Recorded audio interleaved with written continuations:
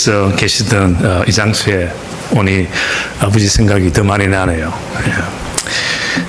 아버지 이야기도 좀 해가면서 오늘 하나님의 말씀을 우리 듣겠습니다. 무엇보다도 오늘 성경 말씀적 그 주제 그대로 우리가 어떻게 하면 하나님 보시기에 좋은 삶을 살아갈 수 있을까? 동시에 하나님 보시기에 좋게 살 때 우리에게 어떠한 하나님께서 주는 혜택이 있는 것을 우리 한번 깊이 생각하면서 이 더운 날씨지만 이 시원한 곳에서 우리 지냅시다. 뭐 일찍 끝내서 밖에 나가봐야 더우니 여기서 가만히 앉아서 세월하고 하는 게 더 좋겠죠. 저도 밖에 나가기 싫어요. 여기가 더 좋습니다. 비록 덥기는 하나 저 수요일 날 부산에 와서 호텔이 이제 코모도에 있어요. 그래서 이제 그 근처에 뭐가 있냐 물어봤더니 국제시장이 근처에 있대요. 그래서 좀 듣기는 하나 그 회사에 가서 국제시장을 그 어릴 때에 그 생각을 하면서 보고 그게 또 꽃분이 집인가 그 영화에 나오는 거 그 간판도 한번 쳐다보고 그래 했습니다. 근데 재작년에 미국에서 국제시장 그 영화가 나왔을 때 여러분은 몇 번 봤는지 모르겠습니다. 저는 당당히 3번을 봤습니다. 처음에는 뭔지도 모르고 옆에 사람들이 좋다고 그러니까 저 뭐 옆에 사람 좋다고 하면 저도 뭐 따라갑니다. 그럼 가서 봐야지. 또 이렇게 어릴 때 12살 13살 때 부산을 떠났기 때문에 항상 그 한국, 특별히 그 부산에 그 그리움이 있었어요.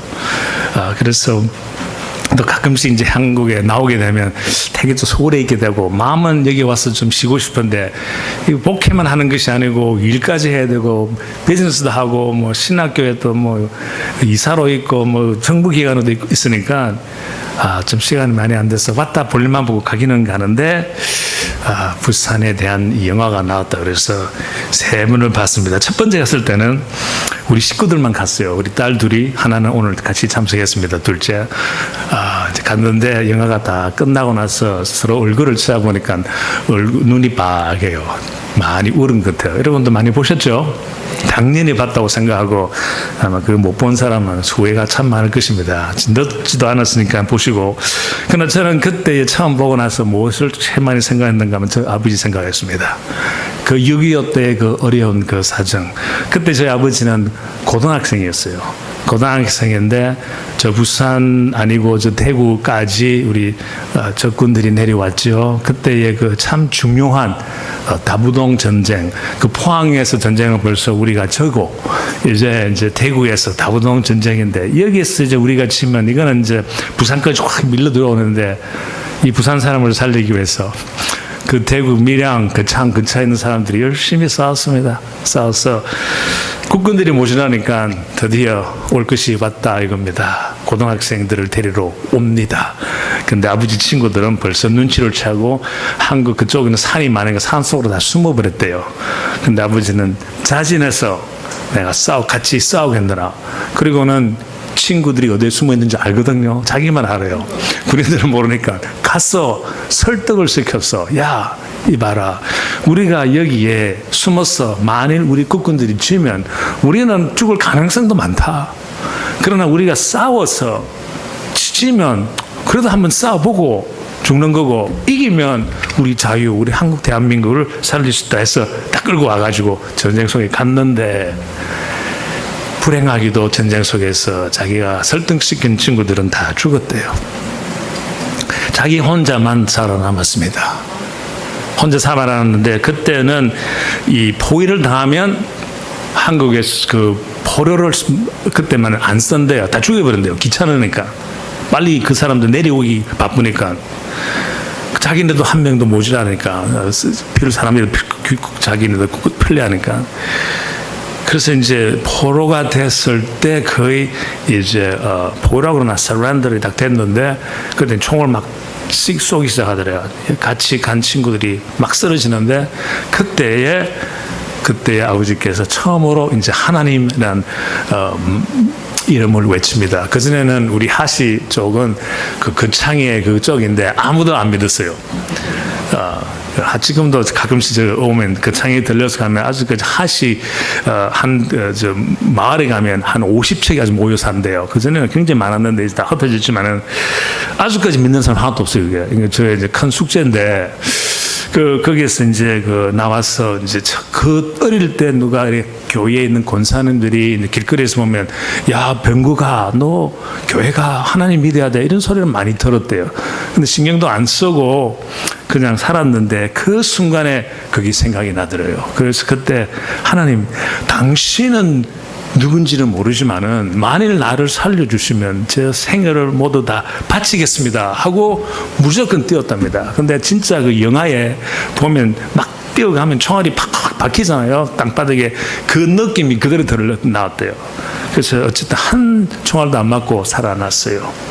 뒤에 나중에 보니까 뒤에 있는 친구들은 다 그 자리에서 죽고 말았는 그런 상을 하면서 제 아버지의 하나님을 만나게 되고 6.25 때 어려움 그리고 한국에서 오니까 전쟁이 끝나니까 집에 가서 할아버지한테 저 이제 예수 믿겠습니다 했더니 쫓아내버렸어요.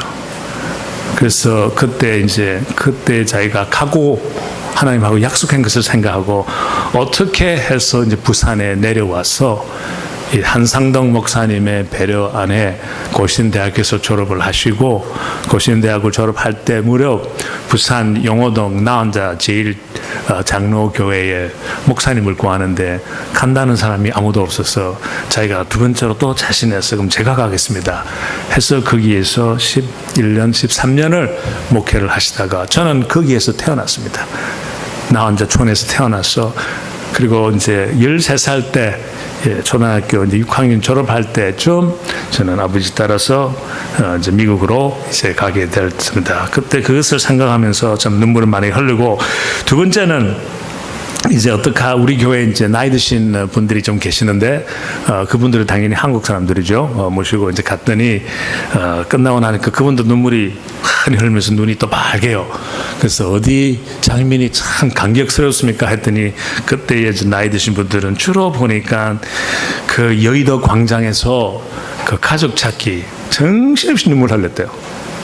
나는 요 정도 흘렸는데 그래서 상상을 하면서 그분들은 뼈로 살로 느낀대요. 그것을 그러면서 많이 우셨다 그러고 또 좋았어. 이제 세 번째로 갔는데 이 문제는 누구를 갔냐면 우리 교회 이제 우리는 다민족 교회니까 이제 미국 사람들이 있는데 거기에 이제 6.25 때 참석한 할아버지 2명이 계세요.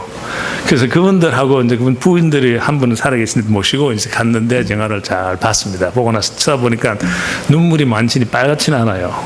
그래서 물어봤습니다. 어땠냐 그랬더니 쳐다보면서 내가 나이가 몇인데 내가 영화를 봤으면 평생 얼마나 많이 봤겠냐 하면서 내가 이때까지 본 영화 중에서 저렇게 감동적이고 멋있고 한 영화는 자기 못 봤대요. 그리고 it was the best, 최고랍니다.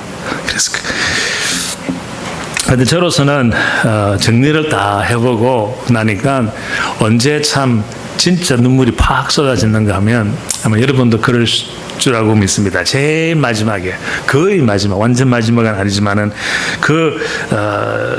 자기 집에서 그 주인공 이제는 할아버지가 됐죠. 그분 집에서 자손들이 다 모여서 음식을 먹으면서 젓가락 노래 여행가도 불러가면서 이제 즐거운 그런 시간을 가지는 그런 장면이 나오죠. 그러면서 이제 이 주인공 되시는 할아버지는 혼자서 조용히 자기 방으로 들어갑니다. 가서 이제 벽에 걸려 있는 자기 아버지를 쳐다봅니다. 6.25 때 잃어버린 아버지를 쳐다보면서 이렇게 말하죠. 아버지 내 약속 잘 지켰지. 낙순이도 찾았고 자기 동생 이만하면 잘 살았지. 근데 내 진짜 힘들었습니다.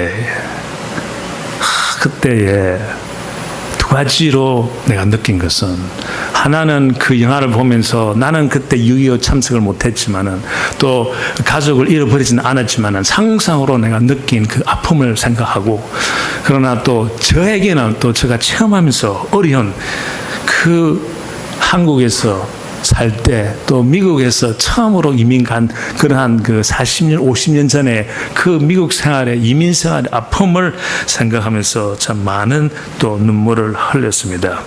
그 생각해 보면 결론적으로 우리의 삶 속에서 보면 정말 우리가 원하는 것보다 왜 우리 삶 속에서는 우리가 원하지 않는 일들이 더 많이 생기는지 참 안타깝습니다. 아기가 태어날 때 그때는 참 그 감사와 그 기쁨, 이 아기로 통해서의 많은 축복을 받는 닫았지만은 살다가 보면 그 애들 때문에 우리한테 너무나 또 힘든 아픔과 걱정을 그들이 또 우리한테 가지고 주고 결혼할 때의 그 행복과 기대감도 얼마 가지 못하여서 끝내는 서로의 그 상처를 주어서 헤어지기도 하고 새로운 회사의 신입을 기대를 하면서 들어갔지만은 얼마 안 가서 실망으로 돌아가고 새 친구의 우정이 배신으로 돌아가며 건강했던 우리의 몸도 불행 없이 참 어려움이 찾아오고 하나님과의 그 첫사랑 그 뜨거움이 어느새 또 식어가고 이것이 우리의 인생 것입니다.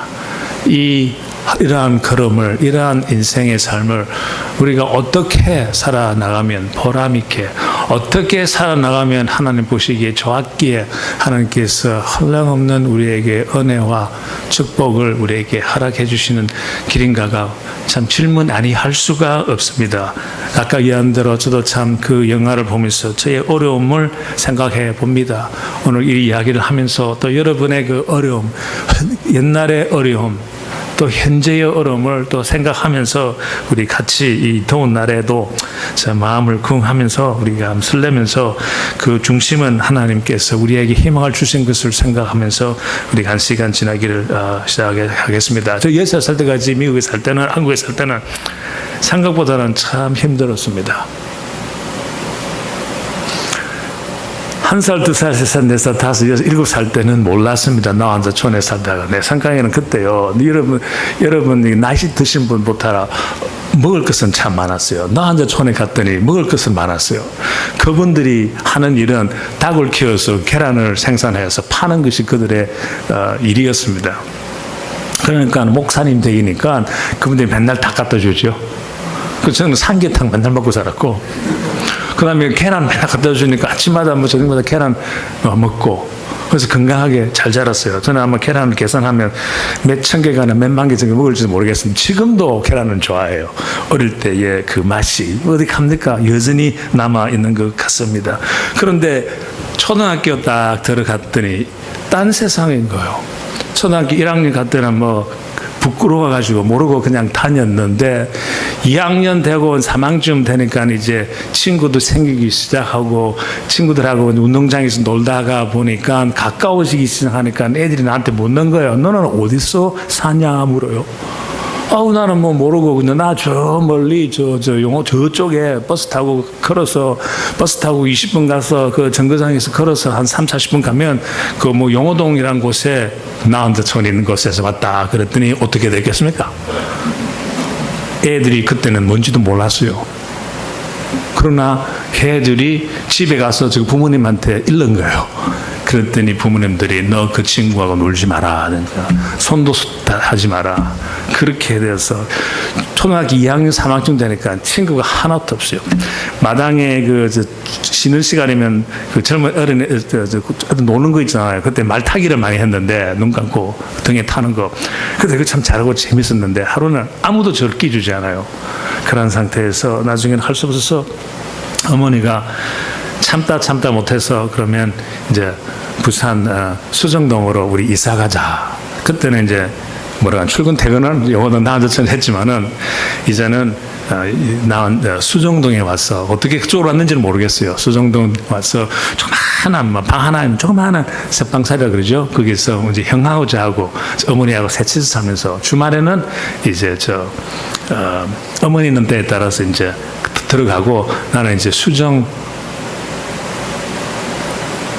장로교회 다니고 그 다음에 이제 어머니는 또 나한자촌으로 가고 그런 생활을 하고, 그러나 어디에서 멸시 이 천대를 많이 받았는가 하면 항상 기억나는 것은 그 그릇 30분 40분 걸어갈 때, 그때는 전부 다 들판이었고 그 다음에 벼를 키우는 터라 전부 다 물로 감겼어요. 가는 길은 하나밖에 없었습니다. 딴 길로 피할 수가 없어요. 저는 밭이 물로 돼 있으니까. 근데 딱 중간에 마을이 하나 있는데 그 마을에 이제 꼬마들이 좀 사는 거예요.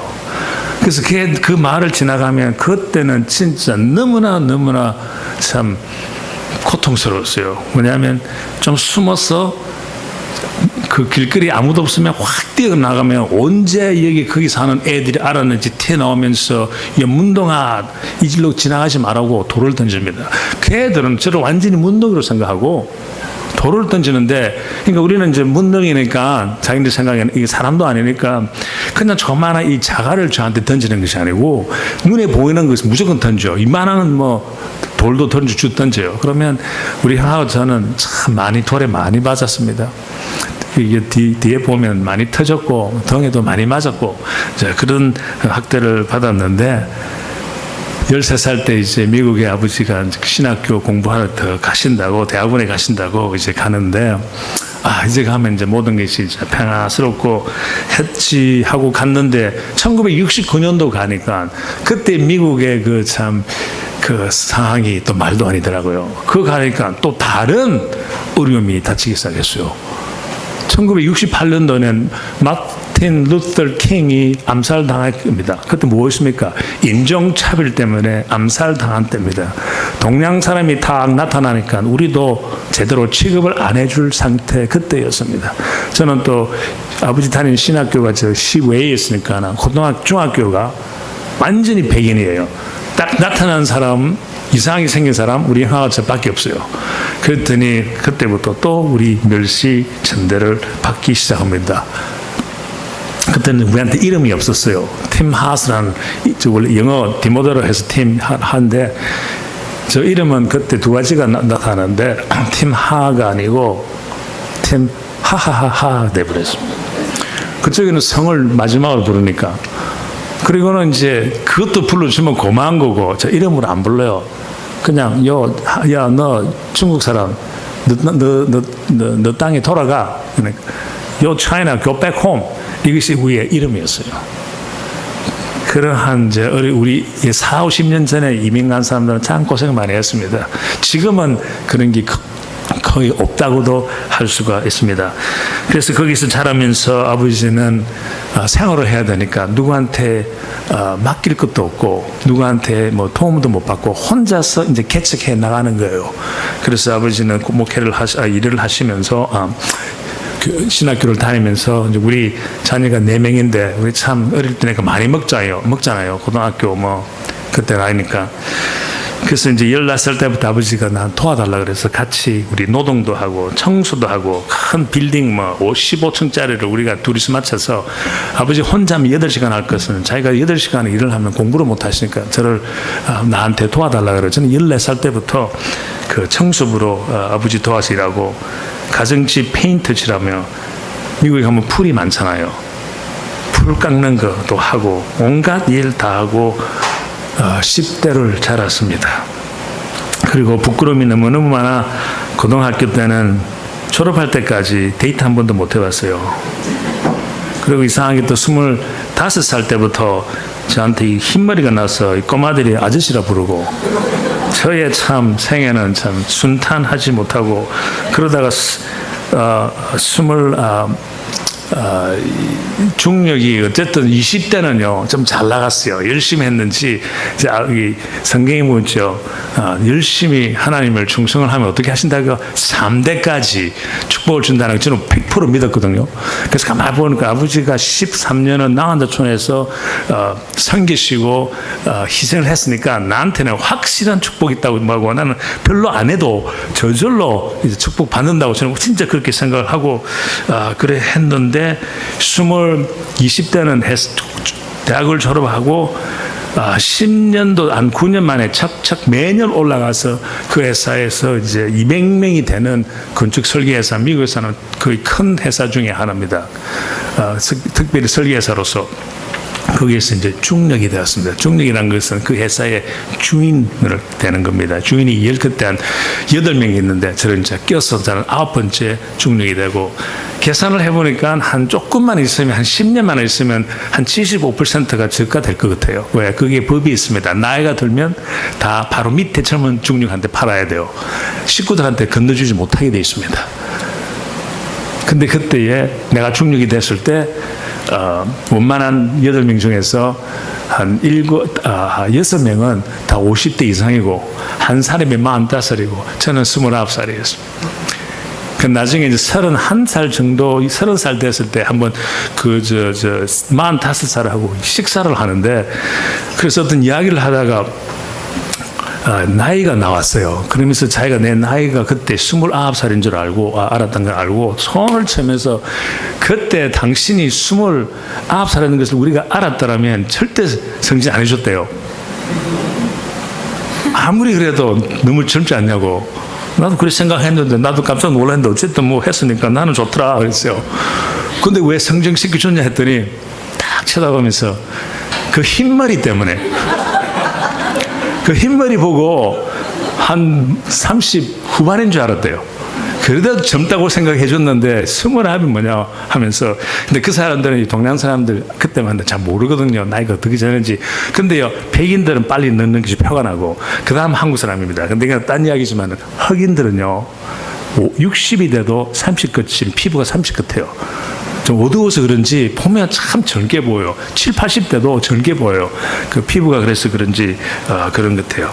그리고 한참 잘 나간다고 생각했는데 34살 때는 이제 심장 이식 수술을 받게 됩니다. 34살 때 심장 이식 수술은 이제 중력이 돼서 이제 한 10월 달에 날씨가 좀 쌀쌀하고 그럴 때 막 얼굴에서 막 땀이 막 나기 시작해요. 그래서 뭐 몸살이 나는가 보다. 뭐 젊을 때 뭐 몸살 금 안 나잖아요. 그 정도 뭐 견디낼 수 있다고 차를 몰고 가는데 갑자기 앞에가 구멍이 났어요. 어떤 거는 깨끗이 보이고 어떤 거는 완전히 안 보여요. 그 스위스 치즈 아시죠? 스위스 치즈는 동그란 게 구멍이 있잖아요. 꼭 보는 그림이, 관판이 구멍 그렇게 보여요. 깨끗한데 텅 비은 거, 깨끗한 텅 비은 거예요. 그 이상하다 싶어서 뭐 피곤해서 그렇구나 하면서 계속 마는데, 고속도로에서 3차선인데 75라면 한 120km 이상으로 지금 달리고 있는데 갑자기 앞에 안 보이면서 쓰러졌습니다. 쓰러지고 이제 깨어나 보니까 내 차는 어떻게 다행히 3차선 중간에 서 있고 사고가 안 났어요. 왼쪽 오른쪽에는 차들이 아주 쌩쌩 지나가고 있어요. 그것을 보았을 때는 30분 지나가는지 알아요. 30초가 지나갔는지 3분이 지나갔는지는 모르겠어요. 오래 됐으면 벌써 순경이나 누가 왔겠죠. 너무너무 놀란 상태에서 차를 옆에 옮기고, 도대체 내가 젊은 이 나이에 차를 몰다가 쓰러지다니 혼자서. 그런 생각을 하니까 몸이 막 떨리는 게 시작하는 거예요. 상상을 못한 이 생각이기 때문에. 그럼 내가 이거 어떻게 되느냐? 앞으로 운전도 못하니? 이거부터 생각이 나는 거야. 내가 어떻게 앞으로 먹고 사느냐? 운전을 못하면. 미국에서 운전 못하면 꼼짝 못하니까. 여기같이 뭐 교통이 있고 걸어 다닐 수 있는 그러한 환경이 아니기 때문에. 그래서 이제 병원에 전체 갔더니 검사를 하고 나더니 그분 의사 선생님 하는 소리가, 당신 심장은 굉장히 위독한 상태에 있다면서, 당신의 심장은 완전히 다, 심장 자체가 전부 다 근육인데 그 근육이 다 죽었대요.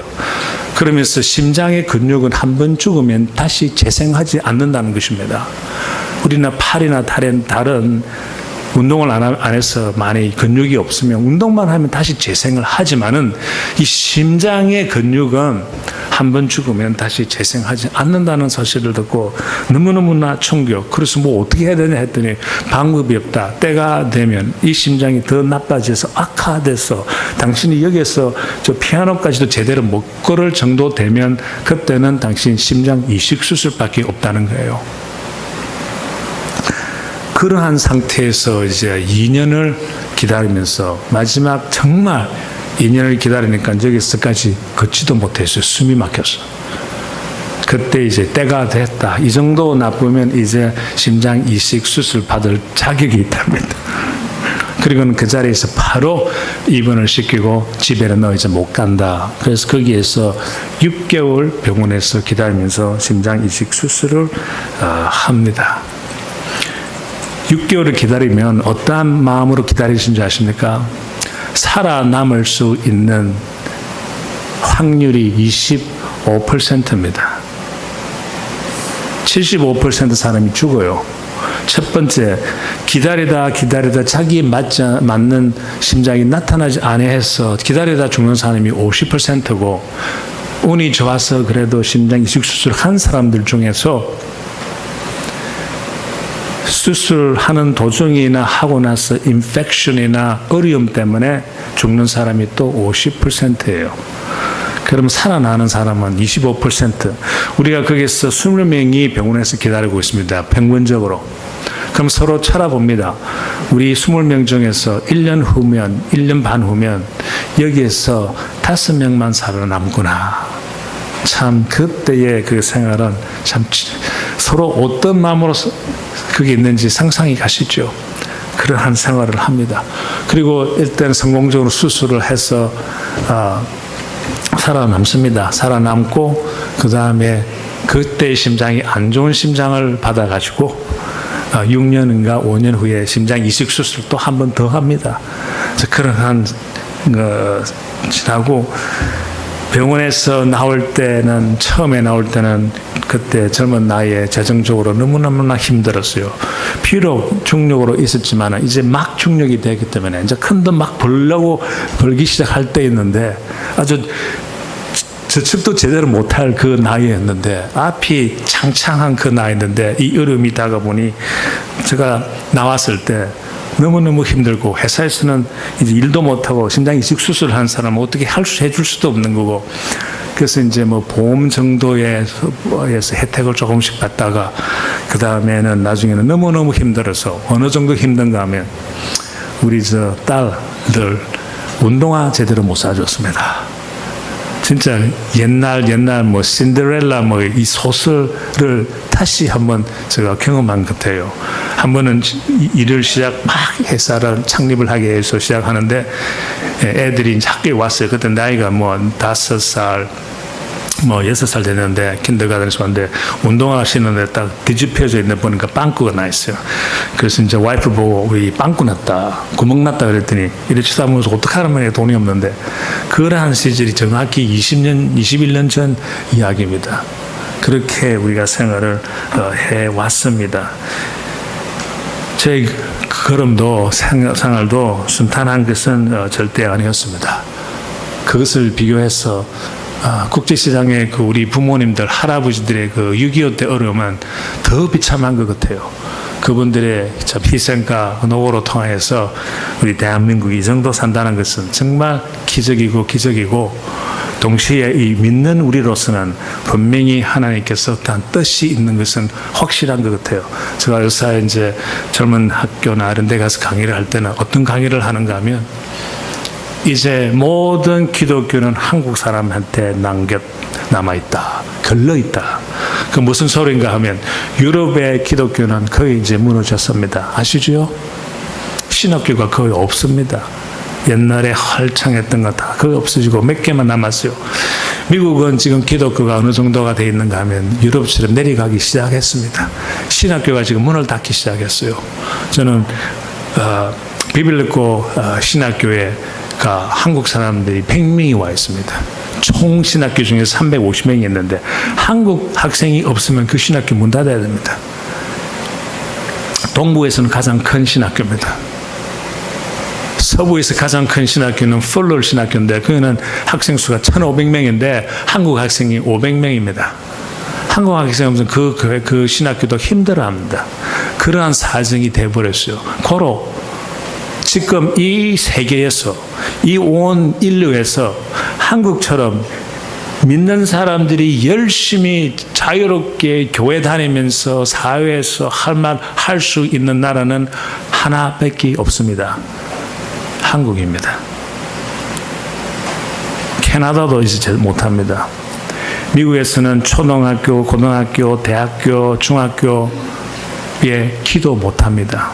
10년 전까지만은 졸업식 때 기도를 했습니다. 이제 못합니다. 어마어마하게 바뀌기 시작했어요. 문을 닫기 시작하고 한국 교회가 그 우리의 옛날 우리 부모님들 할아버지의 그 얼음과 그 고통의 그 씨앗이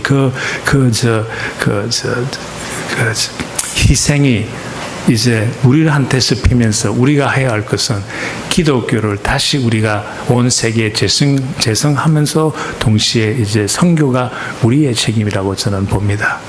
우리의 책임인데 우리가 선교사라서 해외에는 많이 보내고 있는데 지금 한 군데 안 보낸 데가 있어요.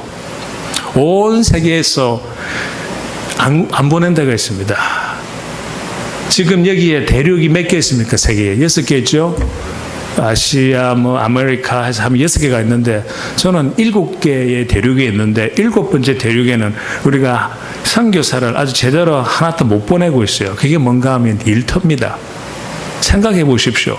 우리가 많은 교인들이, 많은 사람들이 열심을 해서 해외에 선교사를 많이 보내려고 노력을 교회마다 하고 있습니다.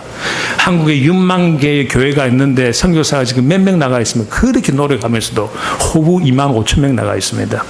그것을 가지고 인류를 바꾸기가 힘듭니다. 바꿀 수는 있지만은 또 그 일을 계속을 해야 되지만은 그러나 그 많은 나라, 미국도 해외에 많이 보냈고 한국도 많이 보냈는데 미국 자기의 그 어머니 나라는 죽어가고 있고 한국 나라도 이제 그 해외에는 많이 보냈지만 우리가 이 일터에서 죽기 시작하면 이 사회가 어떻게 되고 기독교가 앞으로 어떻게 되겠습니까?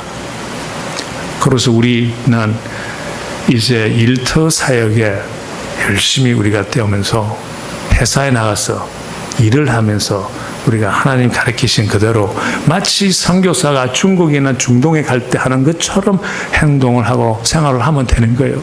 거기 가서는 외칠 수가 없습니다. 하나님이 누구랑 말을 못합니다. 그러나 어떻게 선교사들이 선교를 합니까? 그들은 가서 몸으로 보여줄 밖에 없습니다. 성경대로 하는 선교사는 거기에 있습니다. 말을 못하니까 몸으로 보여줘야 됩니다. 몸으로 보여주는 것은 희생밖에 없습니다. 왜? 예수님께서 희생을 하셨기 때문에 무엇이 있습니까? 희생 없는 부활은 없습니다. 우리는 예수님께서 부활하신 것에 대해서 우리가 많이 찬양하고 우리가 하나님 하지만은 예수님이 희생이 없었더라면 부활이 없는 거예요. 제일 중요한 것은 우리 삶 속에 하나님 보시기에 좋았더라 하는 것은 희생이 있을 때 하나님이 보시기에 좋았다 하시면서 동시에 하나님께서 우리한테 부활적 축복을 주신다 이 말씀입니다.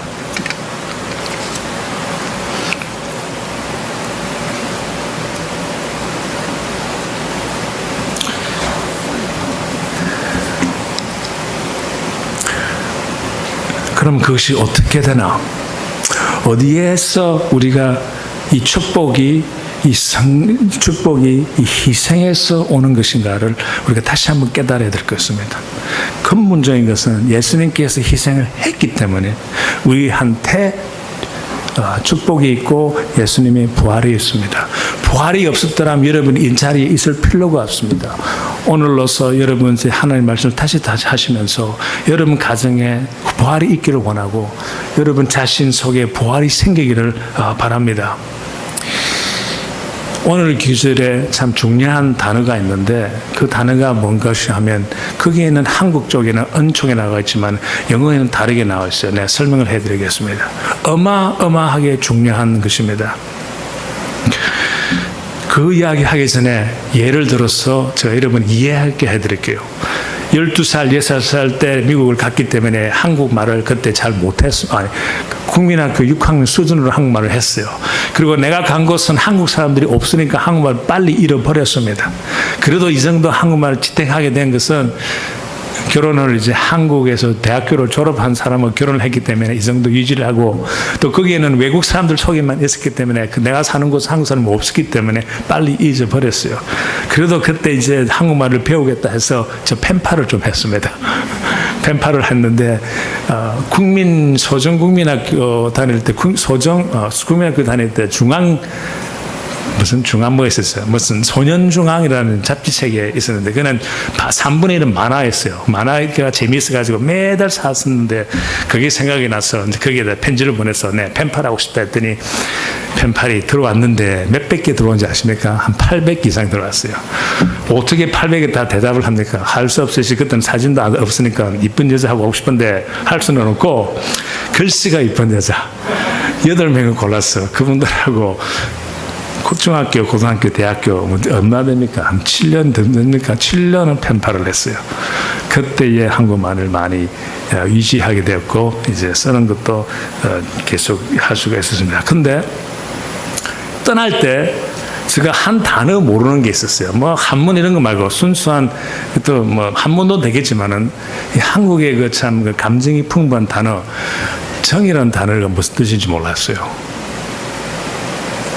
사랑도 그냥 뭔지는 알았지 12살 때 뭐 사랑을 안 빠져봤으니까 그 사랑의 체험을 못하기 때문에 어느 정도는 알았지만은 그 사랑의 체험을 못 해봤지 않습니까? 그런 거로 정이라는 단어는 더 몰란 거예요. 그런데 이제 한 번은 우리 이제 내가 이제 대학교 이제 2, 3학년 됐을 때 드디어 여자친구를 하나 사귀었습니다. 근데 그 친구는 고등학교를 한국에서 졸업하고 왔는데 자기 대학교 다니면서 차를 타면 자기 테이프를 하나 가지고 다니면서 탁 집어넣는 거예요. 그게 뭔가 하면 조용필 노래입니다. 근데 조용필은 노래가 누군지는 몰랐는데 맨날 보니까 재밌어요. 이 조용필 목소리는 이 감정이 풍부하니까 이상하게 빠져들어갑니다. 근데 거기에 나오는 노래 중에서 정의란 무엇일까?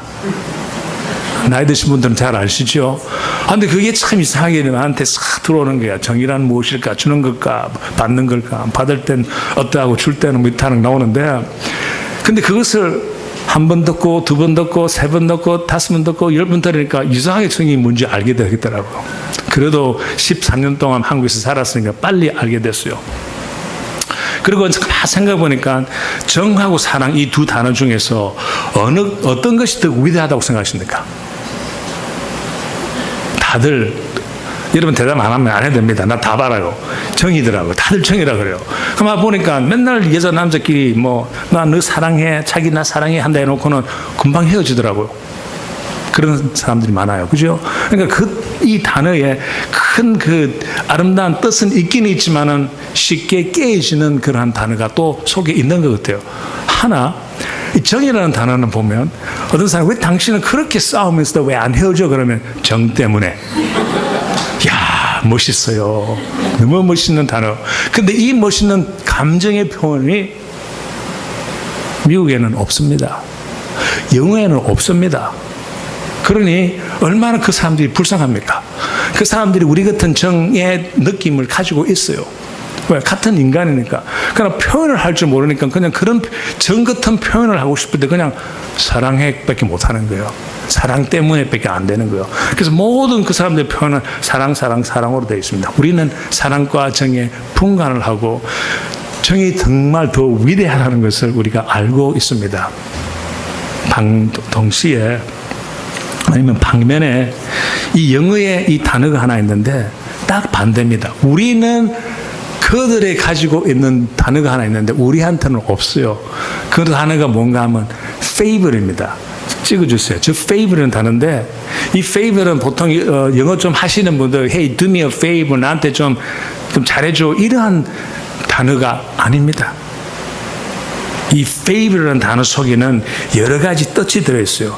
은총이라는 단어도 들어있습니다. 그래서 오늘 본문에 말하면 은총이라고 써있고 저 속에는 은혜도 들어가 있습니다. 저 속에는 하나님 보시기에 좋았다는 그러한 느낌의 언어도 들어가 있습니다. 성경에는 이 favor이라는 단어하고 은혜와 은총은 완전히 다른 히브리어는 쓰고 있어요. 근데 우리는 똑같은 걸 쓰고 있습니다. 신약에 나오는 은혜, 은총 하고 구약에 나오는 이 favor를 우리는 동시 똑같이 쓰고 있습니다. 그래서 우리가 때에 따라서 하나님한테 정말 필요를 할 때, 칼급을 할 때 하나님 저한테 지금 뭐 보여주십시오. 내가 지금 이 길을 가야 될지 이 길을 가야지 도저히 모르겠습니다. 저에게 길을 보여주십시오. 이를 할 때 우리는 어떻게 합니까? 하나님 주십시오. 교회 와서 막 두드리고 막 그럽니다. 왜냐하면 우리는 은혜, 은총으로 써 있기 때문에 우리가 은혜, 은총은 뭡니까? 어떻게 오는 것입니까? 공짜로 생각합니다. 그죠? 왜? 하나님께서 우리한테 주신 선물이라고 알고 있기 때문에, 그 은혜 때문에 우리가 여기 다 모여 있기 때문에 그 단어를 보고 우리 무조건 하나님 주십시오. 근데 하나님께서는요, 또 무조건 또 주시는 하나님이십니다. 그런데 성경을 깊이 보면 그 단어가 쓰는 것을 제대로 보면 하나님께서 우리한테 삶의 축복은 공짜이면서도 공짜 아닐 수가 있습니다. 성경에요, 우리가 보면 축복의 은혜가 우리는 두 개로 알고 있습니다. 대개. 그러나 히브리와 영어나 히브리에서 쓴 것을 보면 세 가지로 나눌 수가 있습니다. 그런데 우리는 두 개로 나눠져 있습니다. 첫째, 그 축복의 은혜, 우리가 아는 그 하나님의 그 크신 사랑 은혜 속에 두 가지가 있는데, 그 중에 은혜 속에 한 은혜, 그래서 우리 성경에 보면 은혜 위에 은혜라 그러죠. 그 은혜에 뭐가 있는가 하면, 그 은혜는 우리가 받을 수 없는 것을 받는 것이 은혜입니다. 그게 뭡니까? 구원입니다. 맞죠? 틀린 거 하나도 없습니다. 우리가 받을 수 없는 것이 예수님 때문에 우리가 받는 그 구원, 그게 은혜입니다. 그런데 이 큰 은혜 중에 그 다음 두 번째 은혜는 뭔가 하면 자비입니다. 영어로는 mercy입니다. 그러면 자비는 뭐냐? 우리가 마땅히 받을 것을 안 받는 것입니다. 그 반대입니다. 그죠? 무엇을 마땅히 받아야 됩니까? 우리는 죄의 값을 마땅히 받아야 되는데, 우리 예수님께서 희생을 하셨기 때문에 안 받는 겁니다. 그러 우리는 은혜 속에는 은혜와 그 자비가 하나가 뭉쳐져서 이것이 큰 은혜 중에 은혜 위에 은혜라는 것입니다. 그래서 우리 이것을 가지고 온 성경을 지금 다 풀고 있습니다. 그런데 영어에는 이 favor라는 단어를 씁니다. 구약에서 특별히 이 favor라는 단어는 은혜와 자비처럼 주님께서 주시는 축복의 의미가 담겨 있지만 그 의미가 조금 다릅니다. 사랑과 정이 조금 다르듯이 조금 다릅니다. 이 favor라는 단어는 이 속에 하나님이 보시기에 좋을 때 주는 조건이 들어가 있습니다.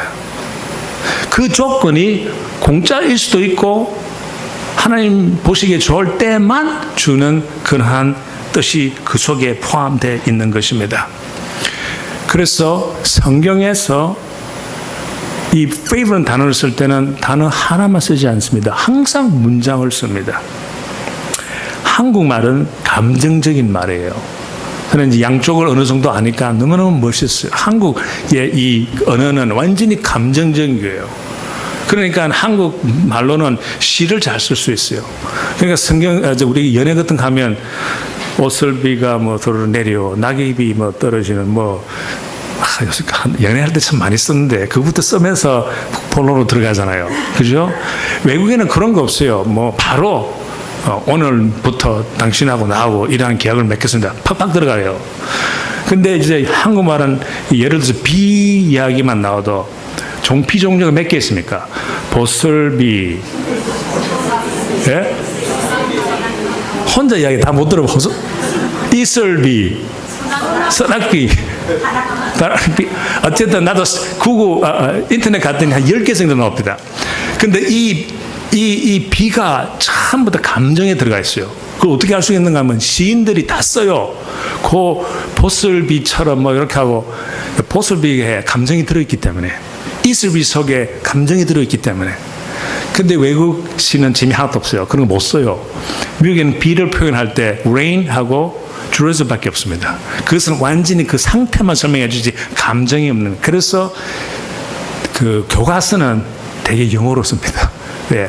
어떤 것을 설명할 때 제일 간단하고 쉬운 게 영어니까. 그게 중요한 것이 아니고, 그럼 히브리어는 뭐냐? 히브리어는 또 복잡해요, 이거. 히브리어는 또 감정적이고 또 영어처럼 또 그렇지 않고 히브리어는 이 단어 하나에 의미가 또 많아요. 복잡해요. 이 favor는 단어 속에 분명히 은혜와 은총 소리 느낌이 들어가 있는 동시에 또 하나님 조건적인 그런 그 은혜도 들어가 있는 겁니다. 그래서 이 단어를 쓸 때 영어에서는 항상 문장이 같이 갑니다. 어떠한 문장이 같이 가는가 하면 favor in your eyes, 하나님 보시기에 좋을 때 주는 거라 되어 있습니다. 그래서 오늘 본문에 들어가면요 이렇게 써 있습니다. 한국말에는 현대인 성경에 정말 그리하시다면 나에게 주의 길을 가르쳐 주시고 내게 주를 알고 계속 주의 은총을 잊게 해 주시며 써 있습니다. 새벽녘에도 그러시다면 제가 주님을 섬기며 계속하여 주님께 은총을 받을 수 있도록 부디 저에게 주님의 계획을 가르쳐 주십시오. 영어에는 모르시는 분은 좀 힘들겠지만 어떻게 써 있는가 하면 Therefore I pray thee if I have, if라는 것은 조건입니다. If I have found favor in thy sight, 주님 보시기에 좋았다라면 이제 저한테 길을 보여주시고 축복을 주시라고 되어 있습니다. 우리가 자녀들이 부모님한테 가가지고 맨날 말도 안 듣고 그런 애가 아들이 아버지한테 와가지고 자꾸 돈 달라 그러면 보통 아버지 잘 안 주잖아요. 정신 좀 차려 이놈아 이런 식으로 하잖아요. 그것은 아버지가 보시기에 안 좋았기 때문에 안 주는 거예요. 그건 아버지 마음대로예요. 여기에는 분명히 그렇게 나와 있습니다. 우리 하나님 보시기에 좋을 때 주신다 그랬어요. 그러나 아들이 돈을 주면 그 돈을 가지고 성실히 쓰고 엉뚱한 짓 아니하고 이웃 도와주고 또 형제 도와주고 옆에 사람 밥 사주고 그러면 아빠 좀 더 주시오 하면 아빠가 많이 여유가 되면 더 준다고요. 왜? 아버지가 보시기에 좋았기에 이제 길을 보여주시고 길을 닦아준 우리 지구의 아버지인데 지상의 아버지도 그렇게 하는데 하나님 아버지도 같이 한다나 이것입니다. 그래서 저는 이 결단적인 순간에 올 때는 결단적인 생각이 많죠.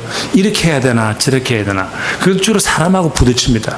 비즈니스를 할 때나 아니면 가정에서 또 친구들하고요 갈등이 생길 때 저는 언제 어떻게 생각하는가 하면 순간적으로 내가 여기에서 어떠한 결정을 해야 하나님 보시기에 좋을까. 저는 꼭 그 생각합니다. 그런데요 되게 그 결정하기가 여러분 힘들게 보이죠. 너무너무 쉬워요. 성경 말씀 그대로 좁은 길을 가고 희생하는 길밖에 없더라고요. 그런데 멋있는 것은 좁은 길을 가고 희생을 하면 그때의 그 순간에는 보기에는 손해를 보는데 제가 21년 동안 산 것을 보니까 그때의 천불을 손해봤으면 1년 6개월 아니면 1년 아니면 3개월에 그 1000개의 몇 배로 들어옵니다. 그 하나님의 위대하심을 우리가 깨달아야 돼요. 그러면서 이제 하나님에 매달릴 때는 하나님 그때 해서 손해를 봤어요. 희생을 했어요. 이제 손해를 봤습니다.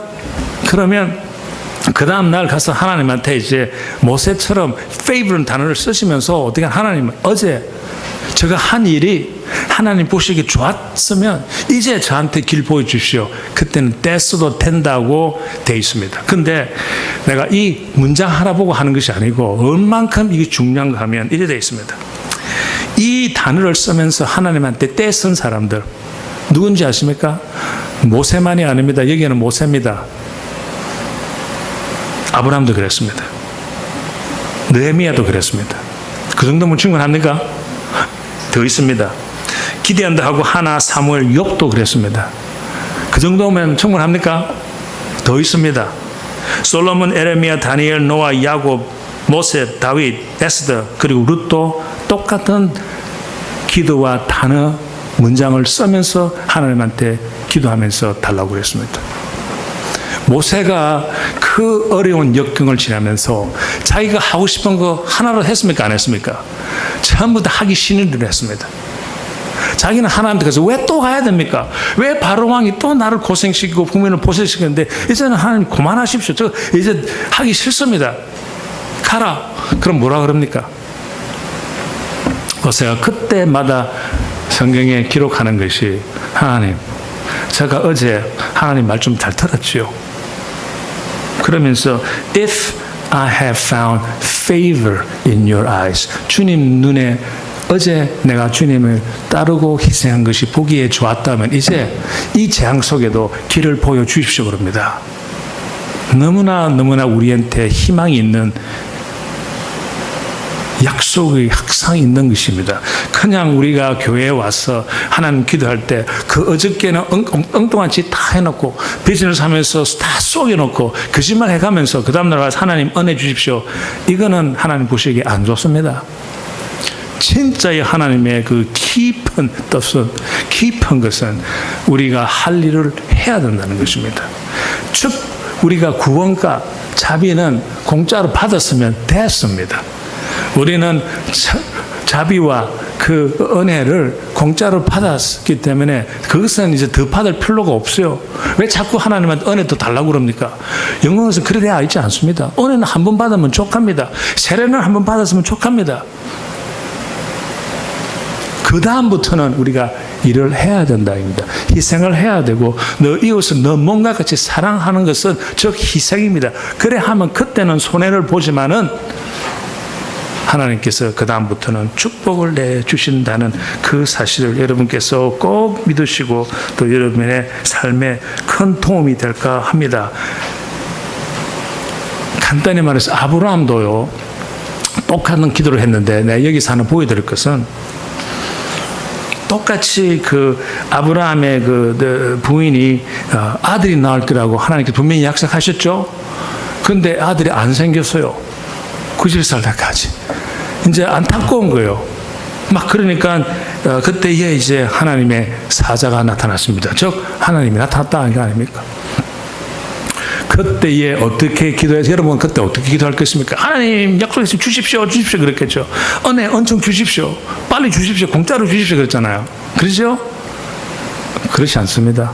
아브라함 어떻게 기도했는가 하면 하나님 If I have found favor in your eyes. 주님 눈에 보시기에 내가 이때까지 한 행동이 보기에 좋았다면 이제 저한테 주십시오답니다.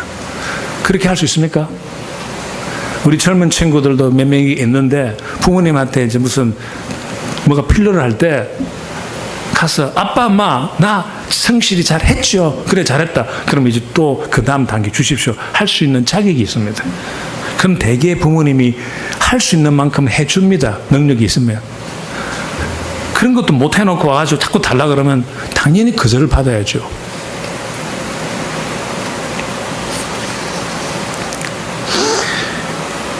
여기에서 더 놀라운 것은요. 하나님 보시기에 좋았더라. 이 단어가 시시하게 그냥 그 성경에 그 나왔기 때문에 내가 여러분한테 메시지로 전하는 것이 아닙니다. 하나님 보시기에 좋았다는 이 단어는 어마어마하게 멋있고 한국말 단어가 생각이 안 나는데 멋있는 문장입니다. 어떻게 알 수 있는가? 하나님이 감정적인 사람입니까? 아닙니까? 하나님도 우리와 같이 감정적인 사람입니다. 이슬비가 보슬비가 다 무슨 뜻인지 감정적으로 다 아십니다. 하나님께서 제일 처음에 자기의 감정을 언제 나타내셨습니까? 태초에 빛이 있어라 해서 빛이 있었다. 그 다음에 하나님께서 뭐라고 그랬습니까? 보시기에 좋았다라 그랬습니다. 우리의 하나님의 사자 모든 사람들은 하나님 보시기에 좋았다는 단어를 쓰는 것입니다. 굉장히 기본적입니다. 굉장히 성경적입니다. 그 단어를 이제부터 여러분들 쓰시기 바랍니다. 그 단어를 쓰시려면 그 행동을 해야 됩니다. 희생을 해야 되고 이웃을 몸과 같이 사랑하고 그 다음에 하나님한테 가서 저 하나님 어제 잘했죠? 눈에 보시기에 좋았죠? 그러면 달라고 하세요. 어느 정도 하나님이 이것이 우리 생활이 중요하다 하면 두 번째 날에도 하나님께서 보시기에 좋았다고 그러고 강조하시고, 세 번째, 네 번째, 다섯 번째도 했죠. 여섯 번째 우리를 창조하시고 또 그 감정은 똑같은 문장을 씁니다. 근데 뭐 하나 갖다 붙였어요. 심히 좋았다라 그랬습니다. 그 정도 우리 하나님이 표시를 했으면 이제 뭐 더 설교 안 해도 되죠. 알아먹어치죠. 그러한 생활을 하시라 이겁니다. 하나는 보시기 좋았다라 그건 하나의 hey I like you 이런 단어가 아닙니다. 이것은 어마어마한 기본적인 하나님의 그 본능을 우리가 가지고 사는 것입니다. 그냥 쉽게 하나님 너 이웃을 넘어가지 사랑하라 그것이 그냥 나온 것이 아니고 이 보시기에 좋았다라 할 수 있는 기회를 주시는 겁니다. 좁은 길을 가라는 것은 하나님한테 가서 내 한 거 보시기 좋았지요. 하나님 감탄하셨죠. 그러면 이제 저한테 길을 보여줍시라 하는 게 우리한테 기회를 주는 것입니다. 그것을 꼭 기억하십시오. 그러다면 하나님께서 어마어마한 주님 하나님께서 여러분께 선물과 그럴 때는 페이블이 이제 공짜로 여러분한테 가는 겁니다. 그러나 조건은 그 일을 해야 되는 것입니다. 시간을 가신 거로 제가 이제 마지막 하나 간증 짧게 하고 이제 마치겠습니다. 괜찮죠? 그 다음 예배 없죠? 저도 여기 좋은데 뭐 시원하고 밖에 나가면 나기 싫어요. 여기 다음에 내가 이 설명하는 이 간증은 나는 그때 모르고 했지만은 21년을 살다 보니까 친구들이 내 옆에서 같이 사역하는 친구들이 저한테 말해준 거로서 그래서 내 여러분한테 간증을 하겠습니다.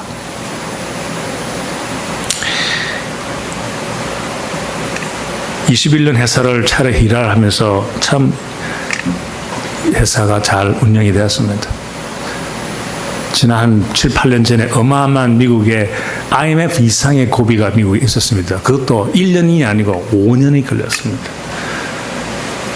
월만한 회사는 그 5년 동안 40%에서 60%의 사람을 해고를 했습니다. 우리 회사는 한 명도 안 했습니다. 제일 빨리 성장하는 회사가 되었습니다. 일하는 사람들이 투표를 해서 서베이를 해가서 가장 일하기 원하는 회사로 또 뽑혔습니다. 그리고 또 개인적으로 이렇게 어마어마한 정부의 건축위원회에 또 좀 들어가 있고 거기에 들어가게 돼 있는 동기와 또 비블리컬 신학교의 이사로 지금 10년 이상 있는 그런 동기와 다 점검을 해보고 또 우리 자녀들도 참 하나님을 많이 사랑하면서 자라고 그러면서 옆에 있는 친구들이 이럽니다. 너 왜 그런 줄 알아? 왜? 그럽니다. 그러면 그때 있잖아. 그때 그 21년 전에 그래요. 그래? 그 때문에 그래. 이제 그런 이야기를 이제 앞으로는 점검을 좀 해야 돼. 할 때가 왔어. 1년 전 이야기입니다. 1년 전이면 한 이맘때 작년이었는데 그 전까지 이제 아까 두 번째 수술을 했다 그랬죠. 두 번째 수술을 했는데 건강하게 잘 지냈습니다. 운동도 할 수 있고 걸어갈 수도 있고 빨리는 못 뛰어도 어느 정도 뛸 수도 있고 그런데 1년 전에 그 전에 조금 몸이 안 좋아서 한 4, 5, 6개월 동안 운동을 별로 안 한 때가 있었습니다. 그리고 이제 공휴일이 우리처럼 지금 강복절처럼 미국에도 이제 비슷한 공휴일이 있는데 메모리얼 데이 그때 우리 딸들이 아빠 이번에는 우리 식구들끼리 하이킹 가세요. 좋다 하이킹을 자주 갔으니까 가자. 갔는데 이래 언덕을 올라가는데 생각밖에는 힘들었어요. 숨이 막히기 시작해요. 근데 그때 산에까지 가가지고 내가 숨 막힌다 그러면 우리 식구들은 벌써 내가 심장 이식술 2번 했기 때문에 말을 잘못하면 완전히 놀래버리거든요. 그러니까 말을 못하고 이제 보니까 견디낼 수 있을 것 같아서 한 2, 3, 4시간을 하이킹을 하고 집에 내려올 때 꾹 참았습니다. 그래도 좀 천천히 걸으면서 식구들이 표시 안 나게끔 다 끝나고 집에 와서 이제 의사 선생님 전화를 했더니 빨리 오래요.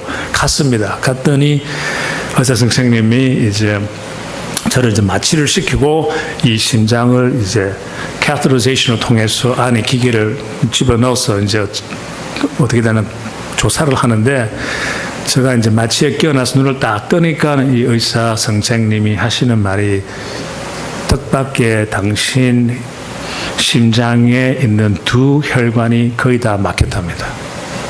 하나는 조그마한 혈관이기 때문에 중요하지 아니하고 딴 것은 제일 큰 혈관인데 LED라고 이것이 막히면 끝장이래요. 그런데 당신이 마취되어 있을 때 우리 장인애들 떨으려고 조금 했대요. 그런데 실패했답니다. 그리고는 그분은 저 보는 의사가 아니니까 그리고는 저한테를 이제 입원을 시켜요. 그때서는 이런 생각합니다. 아, 이제 때가 되었구나. 내가 이제 갈 때가 되었구나. 무슨 말인가 하면 두 번째 심장 수술을 16년 전에 할 때 의사 선생님이 저를 퇴근이 뭐라고 합니다. 퇴원시키기 전에 앉혀놓고 중요한 이야기가 있대요. 뭐냐 그랬더니 첫 번째 수술했고 두 번째 수술하고 그 25%의 그 확률을 이겨내서 참 고맙다. 그러나 이것은 이제 앞으로 알고 살아라. 이제 이 심장이 잘못되면 이제 우리 못 도와준다. 그럼 무슨 소리입니까? 했더니 법으로 한 사람이 심장 이식 수술 2번 이상 못 받는데요.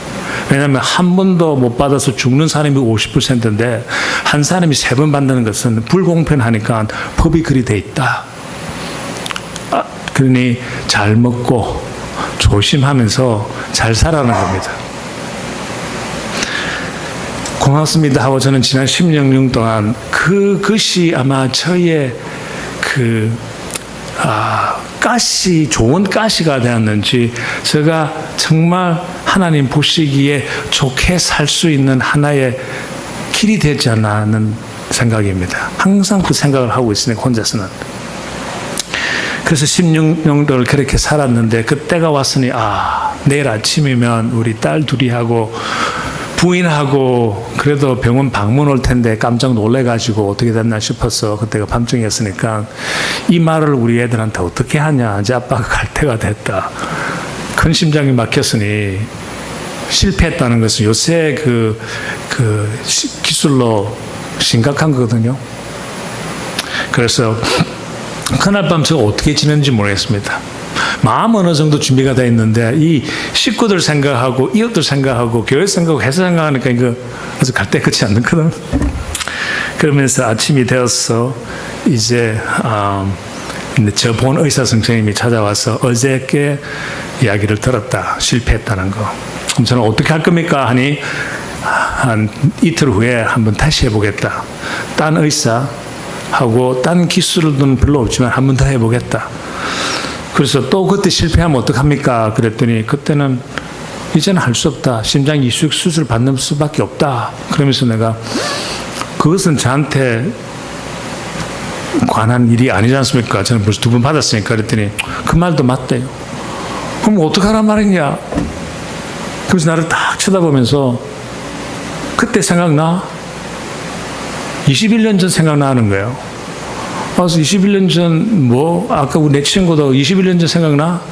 그게 무슨 이야기인가 하면 21년 전에 일이 생각이 났습니다. 21년 전에 이제 그 병원에서 누우면서 이제 내가 다시 살면 진짜 내 이웃을 내 몸같이 사랑하는 그 하나님의 두 번째 두 사랑의 계명을 지키려고 약속까지 하면서 이제 내가 그 옛날의 회사에 돌아갈 수도 있지만은 중력으로서 편한 생활을 할 수도 있지만은 그것이 나의 이제 맡은 일이 아닌 것 같고 하나님께서 주신 그것은 새 회사를 시작해서 성경대로 비즈니스를 하면서 이웃을 너 몸같이 사랑할 수 있는 것을 체험할 수 있는 선교할 수 있는 그런 방향을 가는 것을 느끼면서 벌써 와이프랑 병원에서 수술 받기 전에 각오를 했어요.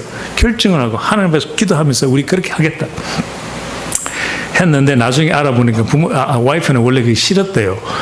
옛날 회사로 돌아가면 편하게 잘 지낼 수 있는데 그래도 환자가 누워서 마지막 하고 싶은 말이 이러다가 죽을 수도 있는데 들어주자 하고 그냥 같이 기도를 했다는 웃으면서 이야기를 하기는 합니다.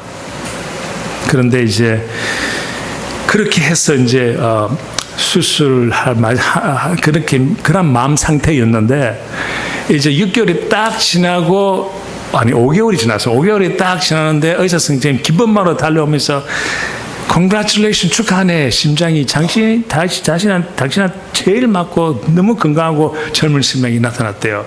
기다린 보람이 있다면서 오늘 저기 수술할 테니 빨리 준비하라 하는 거예요. 그리고 식구들 빨리 전화하래요. 그래서 고맙습니다 하는데 그냥 그 의사 선생님 그냥 그때 가버렸으면 좋았을 텐데 나한테 얼굴 표정이 보니까 할까 말까 하는 표정이면서 이런 말을 하더니 옆방에 어떤 여자가 젊은 여자가 3일 전에 헬리콥터 실려왔는 거 들어봤네. 간호원들이 이야기하는 거 들었습니다. 우리가 이틀 동안 점검을 해봤더니 그 여자는 이틀 안으로 심장 이식 수술을 받지 못하면 죽는 상태랍니다.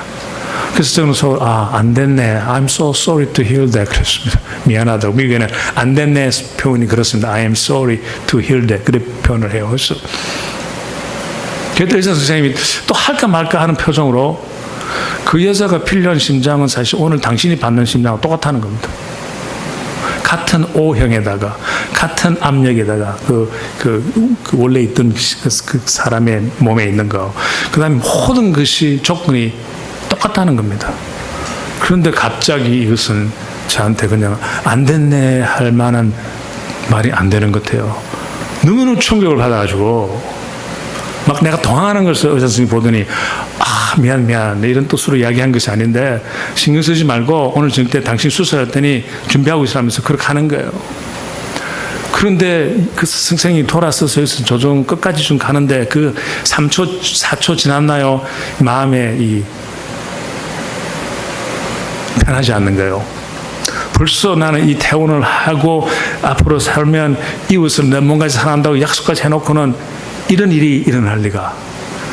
그래서 순간적으로 결정을 해야 되는데 그냥 모른 척하고 있으면 의사가 지나가면 끝인데 그렇게 아니 되더라고요. 그래서 무조건 선생님한테 불렀어요. 선생님이 다시 왔어요. 결정한 건 앞도 없어요. 그냥 나도 당황한 상태에서 왜 그러냐 했더니 어떤 말을 할 줄 모르겠어요. 그래서 그냥 저 여자 이틀이면 확실히 죽습니까? 했더니 죽는데 보통 의사 선생님이 잘 모르거든. 근데 그건 확실하대. 그러면 확실하면 나는 며칠 더 살 수 있습니까? 했더니 7일 더 살 수 있답니다. 그리고는 그 다음 말을 또 안 했으면 내가 결정하는 도움이 될 텐데 당신은 한 경우에는 7일은 가지만은 한 달은 더 끌 수 있답니다. 약으로 어떻게 조정을 해가지고. 그 소식을 듣고 그러면 그 심장을 그 여자한테 주라 그랬어요. 의사 선생님이 말리고 막 말립니다. 그러지 말라고. 내가 이란 뜻으로 말한 것이 아니고 그냥 하다 보니까 말이 나도 되게 답답해서 저 여자 죽는 것이 너무나 답답해. 당연히 죽는데 이틀 만에 심장 안 나타났다 이겁니다. 그러니까 그냥 자기도 답답해서 의사로서 말한 건데 미안하다면서 그래서 저도 이제 억지를 냅니다. 주라고. 그러면 그 심장 그 의사한테 가고 그 여자는 살았습니다. 근데 7일 만에 의사 선생님 말씀 그대로 저는 그때 쓰러졌습니다. 그리고 저 상태는 그 여자처럼 돼버렸어요. 완전히 의식도 다 이런 상태입니다.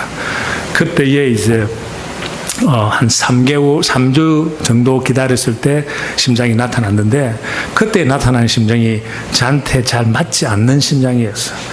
안 좋은 심장이었어요. 그래서 이 심장이 딴 환자한테 갈 차례인데 그 의사 선생님이 거절을 했어요. 이 심장은 안 좋은 심장이다. 우리 환자한테는 못 쓴다.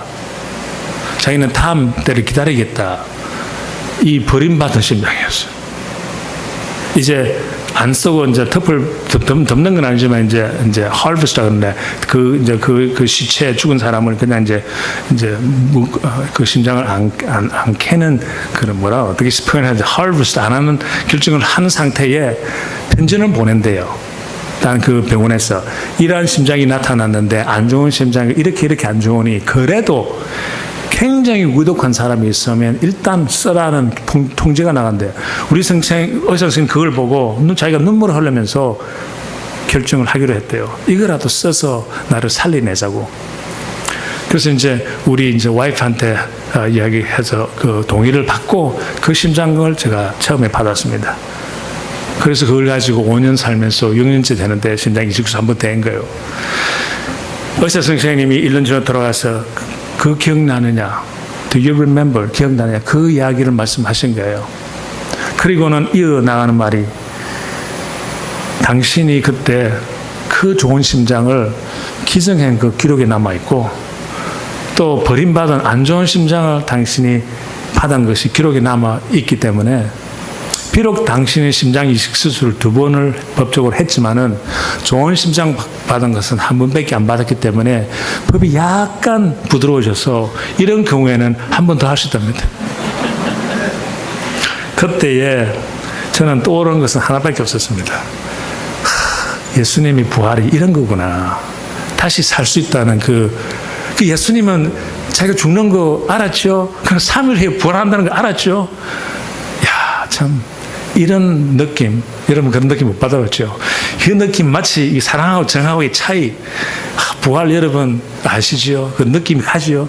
그는 진짜의 체험하는 느낌은 아니지 않습니까? 저는 그것을 체험하면서 역시 하나님께서는 참새하시고 정하시구나. 그러면서 우리 친구들 하는 소리가 너가 그때 그것을 기증했고 그때 희생을 했기 때문에 하나님 보시기에 좋았었기 때문에 나 이때까지 축복받고 있는 거라고 그럽니다.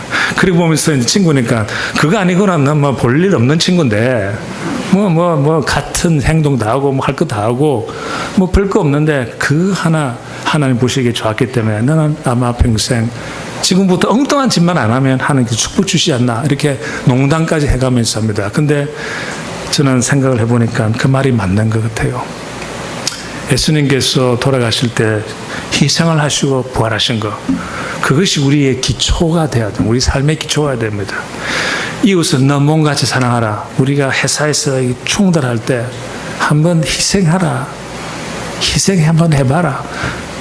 그 다음 일은 내가 책임진다. 너한테 부활을 주리라. 나한테 축복을 주리라. 그 어마어마한 하나님의 말씀을 우리가 기억하면서 이제 새로운 힘으로 새로운 마음 자세로 우리 하나님을 모시고 살아가는 우리들 되기를 축원합니다.